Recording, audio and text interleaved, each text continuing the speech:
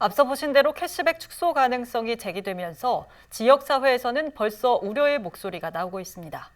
고유가와 원자재값 상승, 여기에 고금리 상황까지 겹친 마당에 캐시백마저 축소되면 지역 경제도 타격이 불가피하다는 걱정이 커지고 있습니다. 이어서 김지영 기자입니다. 인천 이음카드가 발행 4년 만에 폭발적으로 성장할 수 있었던 건 10% 캐시백이란 파격 혜택 때문입니다.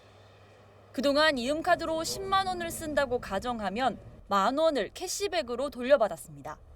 시민들은 캐시백 비율이 줄면 이음카드 사용도 자연스레 줄 거라고 말합니다. 그러면 아무래도 조금 덜 쓰긴 하겠네. 그래도 10% 주니까 많이들 쓰는데. 그래도 인천하면 이음카드인데. 딴 도시는 없잖아요. 인천만 있는 건데 이음카드는.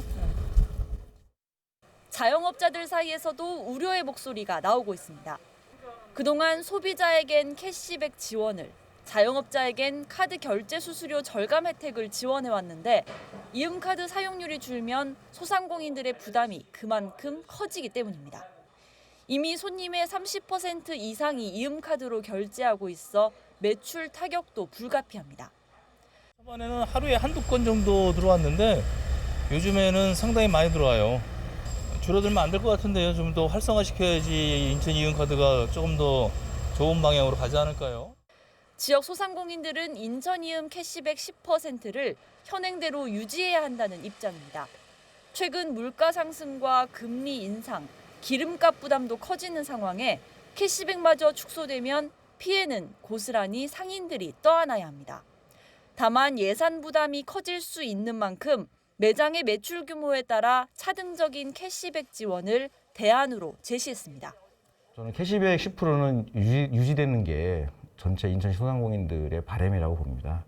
만약에 없는 돈을 어떻게 해줄 수 있냐라고 그런 이유를 들고 나오신다면 그러면 선별적이고 제한적인 정책을 펴야 된다고 봅니다. 그렇게 해서 매출이 많은 업체는 캐시백을 좀 지양하고 그래도 주를 이루고 있는 골목상권의 매출이 작은 상점들에게는 캐시백을 유지해야 되지 않냐라고 좀 봅니다. 그동안 인천 이음 운영 방식을 개선해야 한다는 목소리가 없었던 건 아닙니다. 캐시백 지원이 시민의 세금으로 충당되는 만큼 대규모 예산을 지속적으로 지출할 것인가에 대한 지역사회 논의가 필요하다는 주장도 제기된 바 있습니다. 정부 재정이라는 거, 지방정부 재정은 한정이 돼 있습니다.